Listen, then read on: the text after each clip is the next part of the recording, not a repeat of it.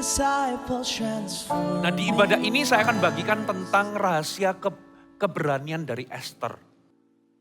Saudara, banyak dari kita itu dikuasai ketakutan. Bahkan ada orang yang malu atau takut ketika makan di restoran.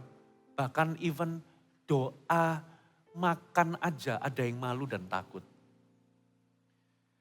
Di banyak aspek kehidupan kita, kita butuh keberanian ilahi. Dan keberanian itu sumbernya iman kita atau percaya kita kepada Tuhan. Katakan amin. Nah, hari ini coba kita buka dulu ayatnya, Amsal 28 ayat pertama. Orang fasik lari walaupun tidak ada yang mengejarnya. Tetapi orang benar merasa aman seperti singa muda. Versi New King James dikatakan the wicked flee when no one pursues. But the righteous are bold as a lion. Orang benar itu berani seperti singa, katakan amin. Nah, kita akan belajar dari kisah Esther. Kisah Esther ini terjadi dalam kerajaan Persia atau kekaisaran Persia kuno. Kurang lebih itu di pertengahan antara 500 sebelum Masehi sampai 300 sebelum Masehi. Nah, kekaisaran Persia ini wilayahnya berkisar antara Pakistan modern hari ini dengan Turki modern hari ini. Gitu ya. Dan atau sampai ke daerah Yunani bahkan Afrika Utara, begitu besarnya. Kisah ini dimulai oleh seorang raja yang namanya Ahasiweros yang bikin pesta yang besar-besaran. Dia menjamu pejabat-pejabat penting yang ada di bawah kerajaannya. Nggak tanggung-tanggung, dia bikin pesta itu non-stop 180 hari. Bayangkan saudara, ada nggak yang bikin pesta? Gak usah gitu, pesta perkawinan aja. Menjamu orang itu 180 hari. Dan bahkan rakyat itu juga disediakan jamuan, orang bisa makan. Ini berarti kekayaannya luar biasa, saudara. Nah, lalu apa yang terjadi? Di tengah pesta besar itu, ketika raja minum anggur dan mabuk dan semua tamu-tamunya juga mabuk, ya raja itu memamerkan kekayaannya, memamerkan semua harta miliknya, kerajaannya yang begitu megah. Ketika semuanya sudah selesai dipamerkan, ada satu harta, ya, ada satu yang belum dipamerkan, yaitu harta termahalnya, yaitu ratunya atau istrinya. Singkat cerita, dia memutuskan untuk memamerkan istrinya yang bernama Wasti, Ratu Wasti. Dibawa untuk dipamerkan kecantikannya di depan para tamu-tamu yang juga sudah mabuk. Singkat cerita, ternyata Ratu Wasti menolak, saudara. Karena itulah raja bikin rapat dadakan dan singkat cerita Ratu Wasti tidak lagi terdengar namanya karena dia langsung dilengserkan, saudara. Lalu apa yang terjadi? Raja memutuskan untuk mencari pengganti dari Ratu Wasti. Karena ini juga Ahasiweros itu seseorang yang sosok yang juga kejam. Akhirnya dia bikin perintah dikumpulkanlah dari seluruh asa antero kerajaan Persia itu. Kurang lebih ada 1.000 wanita diambil paksa dari keluarganya. Dari 1.000 terpilihlah 8 yang terbaik. Dari 8 itu harus melalui sebuah screening atau sebuah perawatan yang intensif, ya dikasih rempah-rempah, dikasih apa dan sebagainya. Lalu singkat cerita dari 8 ini akan dipilih mana yang akan menjadi ratu. Dan singkat cerita salah satunya adalah Esther terpilih, mendapatkan kasih dari raja, dia dipilih menjadi ratu. Dari kisah ini sebetulnya ada 4 karakter utama, Raja Ahasiweros, Esther, lalu kakak sepupu atau sepupunya Esther namanya Mordekai, dan yang keempat adalah Haman. Siapakah Mordekai? Mordekai ini sebetulnya sepupuan sama siapa? Esther. Dia adalah pemuda Yahudi yang memang tinggal di kerajaan Persia. Saudara, nah karena Mordekai ini usianya jauh dengan Esther, singkat cerita Esther itu orang tuanya sudah meninggal. Sehingga dia oleh sepupunya sendiri, karena jarak usia yang begitu jauh, itu seperti papa dengan anak. Padahal itu levelnya sepupuan. Saudara, akhirnya dia diangkat menjadi anak oleh Mordekai. Lalu dia ikut kontes kecantikan ini, terpilih jadi ratu. Secara sengaja Mordekai itu melarang untuk memberitahu dia itu bangsa apa. Jadi disuruh menyembunyikan asal usulnya bahwa dia adalah orang Yahudi. Nah, di sini ceritanya ada karakter keempat yang namanya siapa? Haman. Siapakah Haman? Haman adalah orang keduanya raja. Raja itu memerintahkan kemanapun Haman pergi, semua orang itu harus sujud menghormati Haman.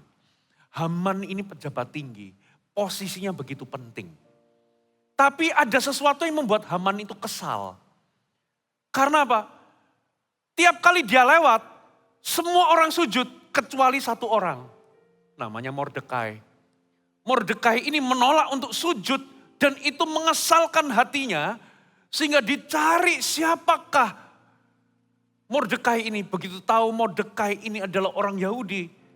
Singkat cerita saudara, Haman ini akhirnya meluncurkan, dia ingin membalas sakit hatinya itu dengan bukan hanya membunuh Mordekai, tapi dia ingin menghapuskan semua orang Yahudi yang ada di Susan. Saudara, Susan itu kalau sekarang itu ada di Iran modern. Akan dihapuskan di situ. Saudara, nah dari situlah saudara cerita itu menjadi epik. Waktu Mordekai mendengar kabar, Mordekai ini sempat sebelum kita sampai ke situ, di Esther pasal 2, Mordekai ini sempat berjasa kepada Raja Ahasveros. Karena Mordekai ini gak sengaja mendengar ada 2 orang pegawainya raja yang dekat dengan raja. Ternyata entah apa yang dilakukan Raja Ahasveros kepada 2 orang ini. 2 orang ini sakit hati, lalu mereka itu punya planning atau plot untuk membunuh raja. Nah ternyata percakapan mereka itu tanpa sengaja didengar oleh Mordekai. Mordekai langsung ngomong kepada siapa? Esther. Lalu Esther mempersembahkan informasi ini atas nama Mordekai. Diselidiki ceritanya, benar ketahuan terbukti. 2 orang itu akhirnya dibunuh, saudara. Dan Mordekai itu tercatat dalam buku sejarah jasanya dia mengungkap plot rencana pembunuhan. Itu jangan lupa karena ini nanti ada hubungannya, saudara. Nah singkat cerita kembali, saudara. Nah Mordekai itu berusaha keras untuk gimana supaya bangsanya itu gak dipunahkan. Coba kita baca ayatnya ya, ayat per ayat. Anda masih bersama dengan saya, amin. Saudara, ini adalah ayat yang banyak, tapi saya ingin Anda membacanya. Esther pasal 4 kita baca mulai ayat pertama. Setelah Mordekai mengetahui segala yang terjadi itu, ia mengoyakkan pakaiannya. Lalu memakai kain kabung dan abu. Kemudian keluar berjalan di tengah-tengah kota sambil melolong-lolong dengan nyaring dan pedih. Dengan demikian datanglah ia sampai ke depan pintu gerbang istana raja. Karena seorang pun tidak boleh masuk pintu gerbang istana raja dengan berpakaian kain kabung. Di tiap-tiap daerah kemana titah dan undang-undang raja telah sampai, ada perkabungan yang besar di antara orang Yahudi, disertai puasa dan ratap tangis. Jadi semua orang Yahudi meratap semua karena ini keputusan sudah distempel, saudara. Oleh banyak orang dibentangkan kain kabung dengan abu sebagai lapik tidurnya. Ketika dayang-dayang dan sida-sida Esther memberitahukan hal itu kepadanya, maka sangatlah risau hati sang ratu. Lalu dikirimkannyalah pakaian supaya dipakaikan kepada Mordekai dan supaya ditanggalkan kain kabungnya daripadanya, tetapi tidak diterimanya. Maka Esther memanggil Hattah, salah seorang sida-sida raja yang ditetapkan baginda melayani dia. Lalu berperintah kepadanya menanyakan Mordekai untuk mengetahui apa artinya dan apa sebabnya hal itu. Lalu keluarlah Hatam mendapatkan Mordekai di lapangan di lapangan kota di depan pintu gerbang istana raja. Dan Mordekai menceritakan kepadanya segala yang dialaminya. Serta berapa banyaknya perak yang dijanjikan oleh Haman akan ditimbang untuk perbendaharaan raja sebagai harta pembinasaan orang Yahudi. Jadi kayaknya ada harganya ya orang Yahudi pembinasaannya. Ayat 8. Juga salinan surat undang-undang yang dikeluarkan di Susan untuk memunahkan mereka itu diserahkannya kepada Hatta supaya diperlihatkan dan diberitahukan kepada Ester. Lagi pula, nah perhatikan, Hatta disuruh menyampaikan pesan kepada Ester supaya apa? Pergi menghadap raja. Untuk memohon belas kasihan atau karunia-Nya. Untuk membela bangsanya di hadapan baginda. Jadi ternyata Mordekai itu minta tolong pergi menghadap raja. Mohon karunia-Nya untuk membela bangsanya. Mohon supaya Ester itu bela bangsanya, nasib bangsanya di depan baginda raja. Lalu masuklah Hatta dan menyampaikan perkataan Mordekai kepada Ester. Nah ternyata ini respon Ester. Kita baca ya. Akan tetapi, ayat 10. Ester menyuruh Hatta memberitahukan kepada Mordekai.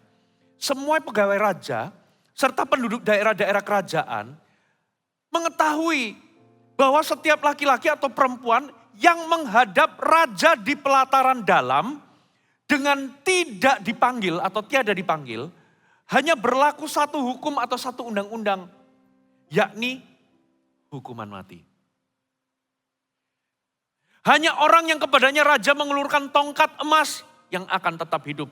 Dan aku sudah 30 hari ini tidak dipanggil menghadap raja. Gimana ceritanya aku tiba-tiba nongol menghadap raja tanpa ada appointment, tanpa dipanggil. Hukumannya itu mati. Semua orang di seluruh kerajaan tahu. Di titik ini Ester takut, saudara. Pernah enggak saudara menghadapi sebuah tugas penting, sebuah tugas yang penuh dengan resiko, saudara harus melangkah, mengambil keputusan dan keputusan itu punya resiko yang besar. Dan Anda dikuasai ketakutan sehingga Anda takut melangkah, takut mengambil keputusan.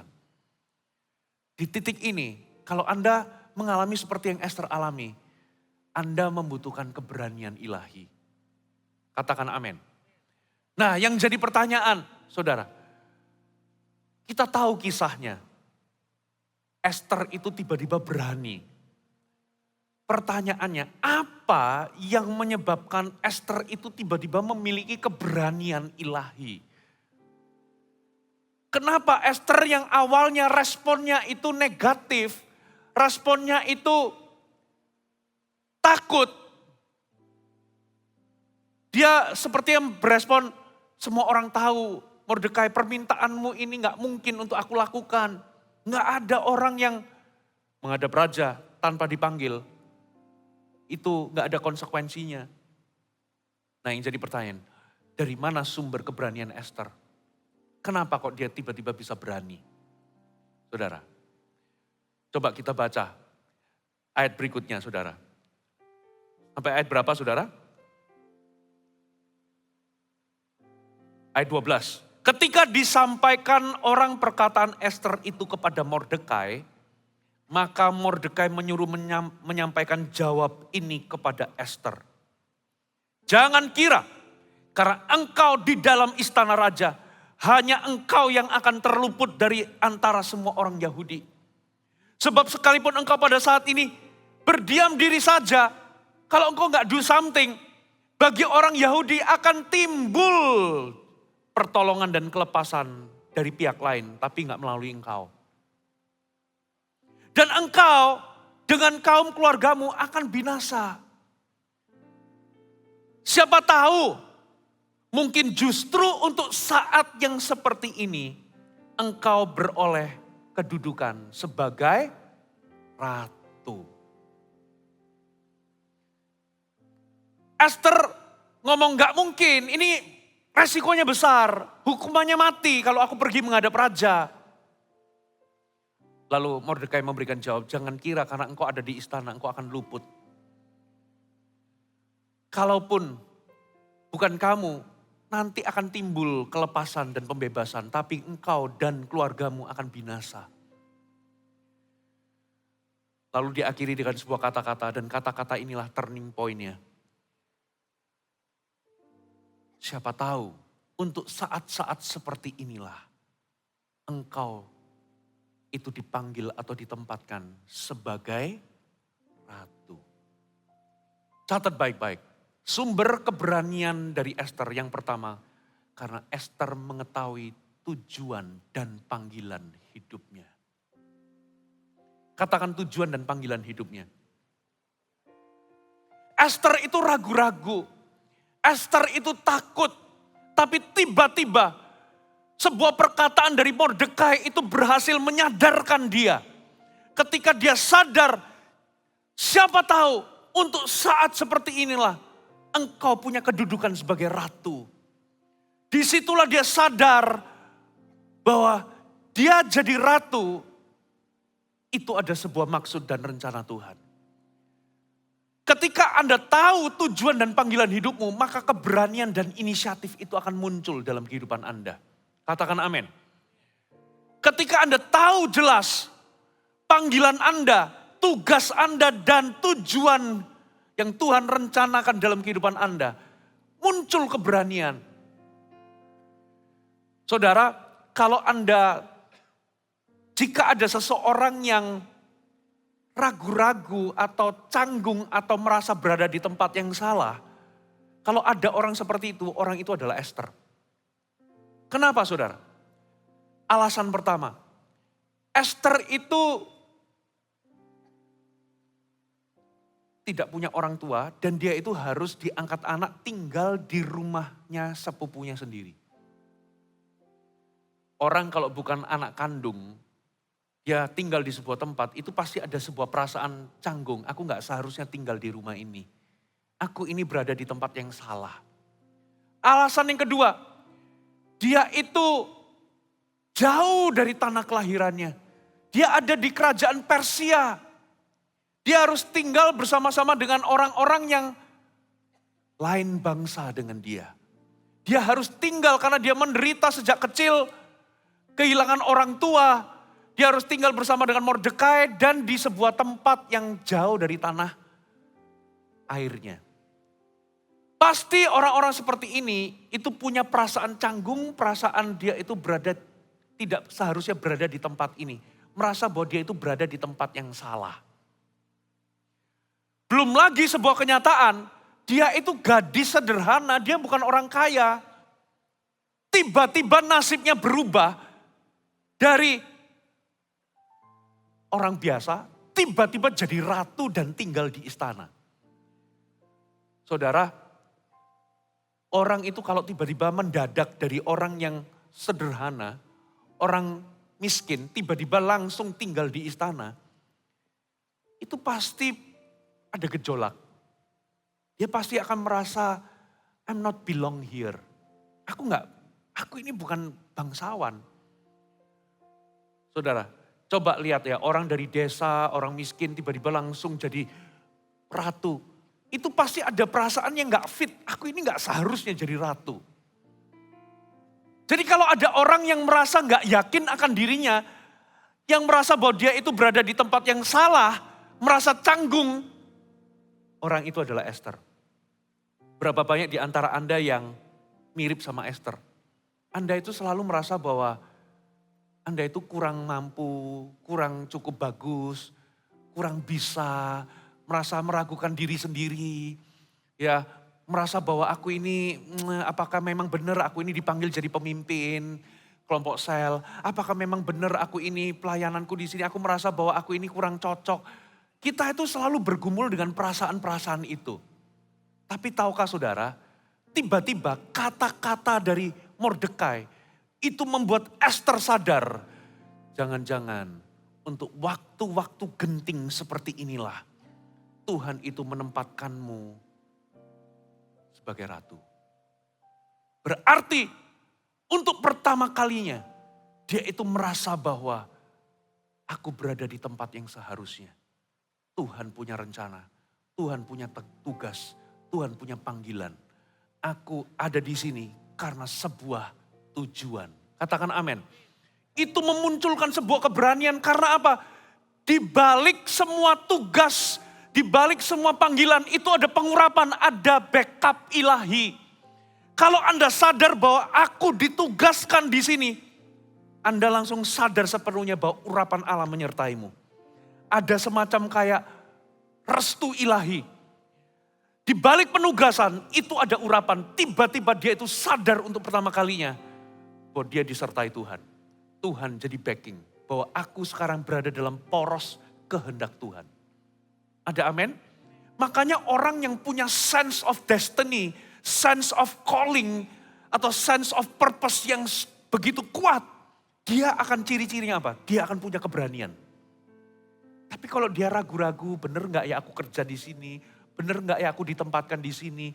Bener gak ya aku ini jadi CGL? Bener gak ya aku ini? Kalau Anda ragu-ragu terus, gak akan ada inisiatif. Semua hal yang Anda lakukan, Anda itu lakukan di dalam keraguan. Gak yakin. Tapi coba, begitu Anda sadar bahwa aku jadi CGL. Aku jadi apa? Aku ditempatkan Tuhan di kota Surabaya. Hari ini aku jadi pengusaha. Kenapa kok bukan full timer tapi pengusaha? Karena aku tahu memang ini panggilanku. Atau sebaliknya, aku ini memang dipanggil jadi hamba Tuhan sepenuh waktu dan bukan full timer. Begitu Anda tahu dan Anda yakin bahwa Tuhan yang memilihmu, muncul keberanian. Katakan amin. Itulah sumber keberanian dari Esther. Tahukah saudara kabar baiknya? Tuhan itu sediakan tempat bagimu. Tuhan itu punya sebuah tempat yang namanya rencana Allah atau panggilannya atas hidup Anda. Katakan amin. Tuhan itu menempatkan Anda di situ. Karena memang di dalam pekerjaan dan rencananya Tuhan membutuhkan Anda. Tuhan ingin memakai Anda untuk genapi rencananya. Saya tahu Tuhan itu bisa pakai orang lain, Tuhan itu bisa pakai malaikat, dia gak butuh kita. Tapi di dalam kedaulatannya, dia menempatkan Anda di situ karena dia membutuhkan Anda. Dia ingin Anda melakukan sesuatu di tempat itu. Saudara, dan kalau Anda menyadarinya, muncul sebuah keberanian, boldness. Tiba-tiba Esther yang ketakutan, yang ragu-ragu, digantikan dengan sebuah keyakinan. Esther yang masih berpikir, emang benerkah aku ini di sini? Tiba-tiba muncul sebuah conviction, muncul keberanian ilahi. Dia bisa yakin, lalu dia ngomong begini. Ya, coba kita baca ayat selanjutnya. Maka Esther menyuruh menyampaikan jawab ini kepada Mordekai. Pergilah, kumpulkan semua orang Yahudi yang terdapat di Susan. Dan berpuasalah untuk aku. Jangan makan, jangan minum 3 hari lamanya. Baik waktu malam, baik waktu siang. Aku serta dayang-dayangku pun akan berpuasa demikian. Dan kemudian aku akan masuk menghadap raja. Sungguh pun berlawanan dengan hukum atau undang-undang. Kalau terpaksa aku mati, biarlah aku mati. Dari takut kok tiba-tiba berani. Aku akan masuk menghadap raja. Kalau terpaksa aku mati, biarlah aku mati. Maka pergilah Mordekai dan diperbuatnya tepat seperti yang dipesankan Esther kepadanya. Luar biasa ya. Efek dari orang yang tahu tujuan dan panggilannya. Saudara, Tuhan punya tempat untuk Anda semua. Tuhan punya sebuah spot, itu adalah poros kehendak Tuhan, panggilan Tuhan atas hidup Anda. Tuhan akan bicara atas hidup Anda. Semua situasi Anda hari ini, kenapa Anda di sini dan sebagainya, Tuhan itu bisa menuntunmu. Walaupun mungkin Anda gak menyadarinya. Tuhan itu menuntun Anda. Sehingga Anda itu ada di tempat di mana Anda sekarang. Kalaupun memang Anda tidak berada di tempat yang tepat, Tuhan akan bicara. Saudara, di titik ini saya kasih Anda encourage. Anda gak perlu, kalau masalah panggilan dan tujuan ya, Anda gak perlu kejar-kejar Tuhan. Kalau Tuhan memanggilmu, Tuhan yang akan menemuimu. Tuhan yang akan ngomong. Entah ngomong lewat situasi, keadaan, khotbah, tiba-tiba Tuhan kirim Pastor Philip datang ke rumah Anda. atau apa, CGL Anda lewat mimpi, lewat apa, Tuhan akan berbicara kalau dia memang memanggil Anda. Anda nggak perlu cari-cari calling will find you. Yang pasti, yang saya mau katakan adalah, Tuhan akan bicara, Tuhan akan tuntun, Tuhan akan memberitahukan Anda panggilan dan rencananya atas hidup Anda. Bagian Anda adalah berespon dengan benar. Jangan ini aku Tuhan, utuslah dia. Responi dengan benar. Saudara, tapi itu dimulai dengan sebuah kesadaran. Kalau Anda sampai di titik Anda sadar, Anda dipanggil. Dimanapun konteksnya ya, nggak harus jadi hamba Tuhan.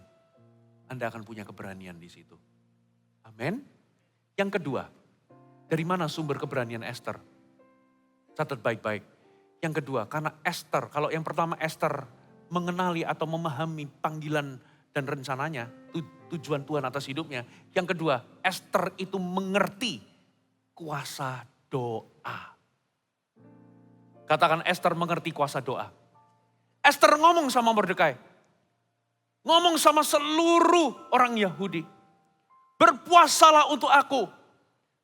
Baik mereka sama ternak mereka 3 hari. Jangan makan, jangan minum. Aku dan dayang-dayangku pun akan berdoa. Termasuk puasa maksudnya. Ternyata Esther itu sadar. Tahukah saudara, Esther itu ratu tercantik. Dari 1000 orang dipilih, dialah yang paling cantik. Dari masuk ke perempat final atau apa. Dari 8 perempuan yang lolos. Dialah yang terpilih. Dari 127 provinsi di seluruh kerajaan Persia pada waktu itu. Dialah yang tercantik dan dialah yang terpilih. Tapi dia sadar bahwa kecantikannya itu ketika dia hadap raja. Dia sadar bahwa kecantikannya gak akan cukup untuk mengubah atau membuat raja itu mengulurkan tongkatnya. Dia sadar bahwa kecantikannya gak cukup. Kurang cantik apa loh coba saudara. Dia sadar bahwa semua karunia yang dia miliki. Bahkan termasuk status. Dia sebagai ratu. Dia itu istri loh statusnya. Kalau ada orang punya koneksi orang dalam. Ini tuh sudah paling dalam. Saudara, ini koneksinya paling dekat. Dia itu ratu atau istri dari raja. Selain dia ratu, dia itu istri. Dia sadar bahwa kecantikannya gak cukup untuk menyelesaikan tugas yang Tuhan berikan. Dia sadar bahwa koneksinya, statusnya sebagai ratu, koneksinya terhadap raja yang dia adalah istri, itu gak cukup. Makanya dia ngomong, tolong semua orang Yahudi berdoa dan berpuasa. Jangan makan dan jangan minum. Sampai ternaknya juga gak dikasih makan, gak dikasih minum. Saya dengan dayang-dayangku pun akan berdoa. Ada amin? Bapak Ibu, saya gak katakan bahwa kerja keras itu gak penting. No. Doa syafaat itu tidak pernah menggantikan usaha atau kerja keras. Tapi sebaliknya, usaha Anda akan semakin efektif dan produktif ketika Anda berusaha plus Anda doa puasa. Katakan amin. Kitab Yakobus berkata demikian, doa orang benar bila dengan yakin didoakan sangat besar kuasanya. Saya ingin membacakan beberapa terjemahan dari ayat itu saudara. Untuk meyakinkan bahwa doa itu punya kuasa. Versi NIV. The prayer of a righteous person is powerful and effective. Berarti doa orang benar itu berkuasa, powerful, plus efektif. Katakan efektif. Versi New Living Translation dikatakan the earnest prayer of a righteous person has great power and produces wonderful results. Anda ingin hasil yang wonderful, yang seperti apa dalam kehidupan Anda, pelayanan Anda, pekerjaan Anda? Pray. Katakan amin. Karena dikatakan doa orang yang benar itu punya great power, kuasa yang besar dan menghasilkan hasil yang mengagumkan. Versi BSB, Berean Standard Bible. The prayer of righteous man has great power to prevail. Punya kuasa untuk membuat Anda menang. New King James, the effective fervent prayer of a righteous man avails much. Atau versi NASB itu dikatakan begini, when it is brought about can accomplish much. Jadi ternyata doa itu bisa membuat usaha Anda accomplish lebih daripada yang seharusnya. Anda ingin mencapai lebih? Saudara, jangan cuma berusaha, tapi berdoalah. Nah, Esther di titik ini sadar bahwa semua hal dalam kehidupannya, karunia Allah, kecantikan, potensi, bakat, talenta, keahlian, ya, koneksinya itu nggak menolong. Esther sadar bahwa dia perlu berdoa. Bapak Ibu, ada banyak hal dalam hidup kita, koneksi kita nggak bisa tolong. Ada banyak hal dalam hidup kita, keahlian kita berbisnis nggak bisa tolong. Kepandaian, kepintaran kita nggak bisa tolong. Bahkan karunia atau bakat kita nggak bisa tolong. Kecuali Anda berdoa dan berpuasa. Ada amin? Saudara, Esther tahu kuasa doa. Makanya dia minta semuanya berdoa. Dan itulah ternyata sumber keberanian Esther menghadap raja. Amin, saudara?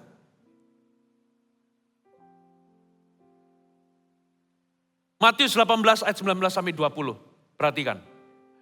Dan lagi, aku berkata kepadamu, jika dua orang daripadamu di dunia ini sepakat meminta apapun juga, permintaan mereka akan dikabulkan oleh Bapakku yang di sorga. Sebab di mana 2-3 orang berkumpul dalam namaku, di situ aku ada di tengah-tengah mereka, bekerja di tengah mereka.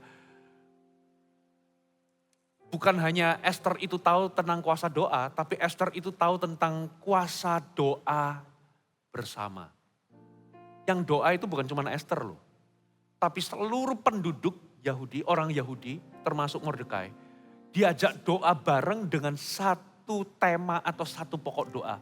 Dan mereka puasa sama-sama. Jangan remehkan kuasa doa bersama-sama. Jangan remehkan kuasa doa sepakat. Kalau di keluarga, suami dan istri bisa sepakat, minta apapun juga, itu akan dikabulkan. Kalau Anda berdoa untuk sesuatu yang mereka memang kehendak Tuhan, kalau ditambah ada kesepakatan, kata Tuhan, 2-3 orang hadir dalam namaku, berkumpul dalam namaku, minta apapun juga, aku akan kabulkan. Karena aku ada di tengah mereka, katakan amin. Jangan remehkan. Saudara, satu keluarga kalau Anda menghadapi sebuah, saya nggak ngerti. Ya, saya pernah ingat waktu satu keluarga dari kita ini, ya 4 bersaudara tiba-tiba dapat kabar bahwa mama kami kena cancer. Mama kita ini sudah nggak ada, saudara. Tapi di tahun-tahun itu begitu kita dapat kabar dan begitu ketawanya itu sudah stadium lanjut. Saudara, nggak ada cara lain. Kita sekeluarga besar semua puasa bersama-sama, doa sepakat bersama-sama. Ada amin? Dan tiba-tiba keajaiban terjadi. Ada sebuah momen tiba-tiba langsung bersih semuanya. Tiba-tiba bersih dan kita itu dikasih waktu tambahan untuk bisa bersama dengan orang tua kita. Saya percaya itu jawaban doa. Tapi ya namanya orang, manusia, umur ada batasnya. Kalau memang waktunya memang dipanggil Tuhan, ya ujungnya semua orang akan dipanggil Tuhan. Tapi waktu itu kami bisa saksikan ketika kita berdoa bersama-sama, ketika kita menghadapi sebuah krisis, sesuatu yang menimpa keluarga kita. Jangan remehkan yang namanya kuasa doa sepakat. Suami istri, orang tua dengan anak. Kalau Anda mengalami pergumulan yang besar dalam keluarga Anda, berdoalah sepakat. Kalau Anda hidup di dalam komunitas CG, doa bersama itu kuasanya besar. Apalagi kalau Anda sepakat minta sesuatu. Dan apalagi kalau sesuatu itu bukan untuk kepentingan diri sendiri, tapi kepentingan untuk kehendak Tuhan terlaksana. Atau pekerjaan Tuhan itu bisa selesai, berdoalah. Katakan amin. Kenapa kok Yosua, ini nyelimur ke Yosua ya. Dia bisa punya permintaan yang berani minta matahari berhenti. Dia tidak berdoa untuk kepentingannya sendiri. Dia juga gak berdoa supaya lebih nyaman. No. Dia berdoa matahari berhenti. Supaya apa? Dia bisa selesaikan pekerjaan Tuhan. Dia selesaikan kehendak Tuhan. Dan untuk dia minta matahari berhenti berarti harus ada ekstra 24 jam untuk dia selesaikan. Padahal mereka tuh udah semalam-malaman pergi menanjak ke Gibeon. Sampai di situ seharian langsung serangan mendadak, perang. Tapi karena waktu gak cukup baru dia minta matahari berhenti. Tuhan menjawab matahari berhenti. Mereka harus perang. Lebih panjang lagi sampai selesai. Saudara, no wonder permintaannya dijawab sama Tuhan. Karena apa? Dia gak minta untuk dirinya sendiri. Tapi dia minta kehendak Tuhan diselesaikan. Tugas Tuhan dalam hidupnya diselesaikan. Saya kasih contoh. Saya cerita. Di awal tahun ini saya berdoa. Dengan sebuah permintaan yang berani, Tuhan aku mau gembalakan 3.000 CG dalam waktu 1 dan 2 tahun ini. Itu seems impossible. Karena apa? Waktu berjalan dengan cepat, 2 tahun itu waktunya cepat. Memang aku gak bisa minta matahari berhenti. Kalau matahari berhenti nanti Anda repot. Tapi please Tuhan 2 tahun ini waktu lambat-lambatlah. Supaya bisa melahirkan 3.000 CG.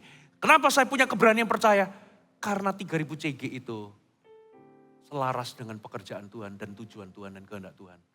Permintaan apa? Beri tepuk tangan bagi Tuhan. Permintaan ekstrim apa yang Anda mau minta di hadapan Tuhan? Mintalah. As long itu selaras dan dengan kehendak dan rencana Tuhan, jangan takut minta. Ada amin? Pernah gak Anda mikir, Yosua kok bisa minta permintaan yang gila itu ya? Minta matahari berhenti. Sebetulnya matahari itu gak kemana-mana, tapi bumi itu yang melambat berputar dari porosnya. Jadi seolah-olah bumi dan bulan dan bintang, matahari dan bulan itu gak bergerak. Supaya dapat extra hours. Ada amin? Sampai mana tadi ya? Jangan remehkan doa sepakat. Amin. Kalau Anda anak, Anda tahu orang tua Anda sedang hubungannya gak harmonis, terancam bercerai. Anda anak, sepakatlah anak-anak berdoa puasa sepakat. Kalau memang kita tahu bahwa perceraian bukan kehendak Tuhan. Dan kita tahu bahwa pemulihan hubungan itu kehendak Tuhan. Jangan takut. 1 Yohanes 5 berkata, inilah keberanian percaya kita jikalau kita minta sesuatu sesuai dengan kehendak Tuhan. Dan jika kita tahu bahwa yang kita minta itu sesuai dengan kehendak Tuhan, kita tahu bahwa dia akan mengabulkannya. Kalau Anda tahu, sadar bahwa pemulihan hubungan itu adalah kehendak Tuhan dan perceraian bukan kehendak Tuhan, Anda kalau berdoa, mintanya jangan nanggung-nanggung. Minta aku berdoa ya Tuhan supaya papa mamaku hubungannya itu bisa lebih manis daripada Pastor Philip sama Ibu Airin. Jangan nanggung. Tepuk tangan bagi Tuhan. Jangan nanggung. Mintalah yang berani. Minta betul-betul pulih sampai seolah-olah enggak pernah ada percekcokan atau pertengkaran. Boleh enggak? Boleh saudara. Kalau Anda punya iman. Kalau Anda tahu bahwa itu kehendak Tuhan. Jangan takut minta. Jangan remehkan kuasa doa bersama. Amin. Yang terakhir, apa rahasia keberanian dari Esther? Ternyata Esther itu, sebentar kok tiba-tiba hilang. Ya, tidak overconfidence. Katakan tidak overconfidence. Perhatikan ya, saya nggak perlu bacakan karena banyak, tapi Anda percaya sama saya. Dia menghadap raja, setelah berdoa puasa, ternyata raja mengelurkan tongkatnya. Sebutkan, engkau minta apa?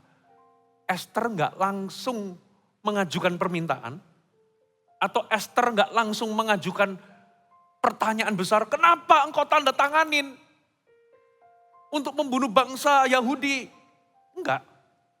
Dia cuman gini, Esther itu nggak pamer jasa, mentang-mentang Esther itu dikasih ulurkan tongkat, Esther nggak langsung merasa overconfidence, langsung mengajukan permintaan besar, enggak. Esther ngomong, nanti aku mau buat pesta, berkenankah? Ini pakai bahasa saya sendiri ya. Hadir. Nanti yang saya undang juga adalah Haman. Berpestalah, aku mengadakan perjamuan bagimu hari pertama. Pesta berlangsung, nah Haman juga diundang. Nah Haman merasa apa? Egonya dibelai-belai, dibumbung-bumbung. Gitu ya. Hari kedua, hari pertama setelah pesta, kamu minta apa saja, aku akan penuhi. Enggak Tuanku Raja, izinkan hamba mengundang sekali lagi hari kedua, mengadakan perjamuan bagimu. Tapi juga undang Haman. Nah malam itu tiba-tiba raja gak bisa tidur saudara. Raja gelisah lalu dia minta supaya dibacakan dari buku-buku sejarah. Lalu di situ terucaplah tentang jasa dari Mordekai. Apa yang sudah kita lakukan terhadap Mordekai? Akhirnya besok ketika di perjamuan itu dia tanya sama si Haman. Dia tanya, kira-kira apa yang harus aku lakukan untuk menghormati orang yang berjasa? Haman pikir itu untuk siapa? Dirinya. Oh biar dia diarak, biar dia begini, begitu. Waduh saudara. Lalu apa yang terjadi? Dia ngomong lagi sama ratu, apa yang kau ingin aku lakukan? Ngomong aja. Berkenankah besok datang lagi dalam perjamuan yang aku adakan? Hari ketiga saudara. Nah disinilah si Haman pulang hatinya berbunga-bunga. Besok diundang lagi, apalagi raja sudah ngomong-ngomong soal jasa nih. Nah ternyata apa yang dilakukan Haman? Haman pamer jasa. Coba kita baca ya ayatnya. Coba kita lihat.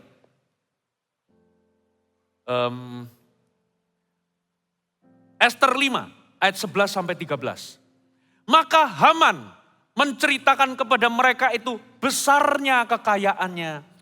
Banyaknya anak laki-laki dan segala kebesaran yang diberikan raja kepadanya. Serta kenaikan pangkatnya di atas para pembesar dan pegawai raja. Lagi kata Haman, tambahan pula tiada seorang pun diminta oleh Ester sang ratu untuk datang bersama-sama dengan raja ke perjamuan yang diadakannya kecuali aku.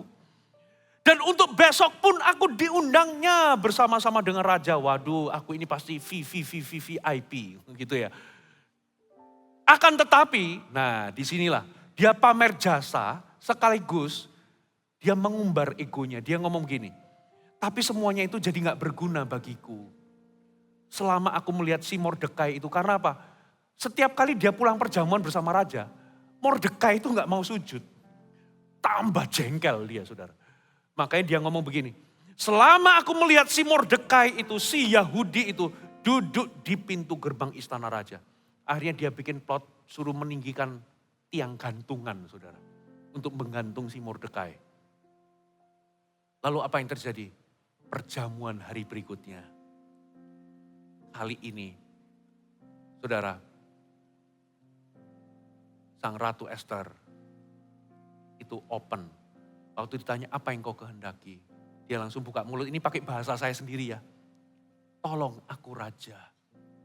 Aku terancam dengan bangsaku, terancam dibinasakan. Terancam dibunuh. Lalu siapa yang punya rencana itu? Raja marah. No, si dia ini. Mordekai, kagetlah Mordekai. Raja keluar dari ruangan itu dengan panas dan kemarahan. Mordekai itu sujud di depan Ester. Bukan Mordekai. Ya ini sudah ibadah keempat. Haman, haleluya. Haman sujud di depan Ratu Ester. Sujud mau pegang kakinya mungkin ya. Raja ketika panas hati masuk ke ruangan, lihat si Haman itu mendekati Ratu Ester. Kamu selain sudah kurang ajar, kamu ingin menggagahi, ingin memperkosa istriku di depanku. Langsung tangkap dia, digantung hari itu juga saudara. Tiang gantungan yang dia prepare untuk dirinya. Untuk Mordekai dipakai untuk dirinya. Saudara, Haman itu adalah sebuah contoh tentang sebuah ayat ini. Saya bacakan ayat, Anda gak perlu baca. Saya bacakan ya, Amsal 16 ayat 18. kecongkakan mendahului kehancuran, tinggi hati mendahului kejatuhan. Esther, coba lihat ya, dia nggak overconfidence. Kepercayaan dirinya itu bukan terletak pada statusnya. Ya, walaupun dia diulurkan tongkat emas, dia sadar bahwa ini semua itu anugerah Tuhan, bukan karena dia cantik. Jadi confidence-nya, kepercayaan dirinya terletak bukan kepada talentanya, kemampuannya, kepintarannya, tapi semua itu kepada Tuhan. Makanya ketika dia diulurkan begini, dia nggak pamer jasa. Dia tetap santun dan bisa bawa diri, menempatkan diri di depan raja. Mohon raja datang ke perjamuanku. Dia nggak langsung datang begitu raja ulurkan tongkat langsung minta. Minta ini, minta itu, minta ini. No. Dia bawa diri. Dia nggak over PD, katakan over PD. Tapi beda dengan Haman. Begitu diundang over confidence. Saudara, over confidence, dia merasa bahwa itu dirinya, dia merasa penting dan sebagainya. Dia pamer jasa ke banyak orang dan lain sebagainya. Ternyata sumber keberanian dari Esther adalah Esther berjalan di dalam kerendahan hati. Ada amin? Kita perlu mengingatkan diri kita masing-masing. Jangan kita merasa overconfidence. Karena keberanian yang sejati itu bukan terletak kepada kepandaian kita. Ya, kepintaran kita, kekayaan kita. Kita gak boleh menaruh confidence kepada hal itu. Tapi confidence itu lahir karena iman di dalam hati. Sebuah ayat kitab Yakobus berkata, Allah menentang orang yang congkak.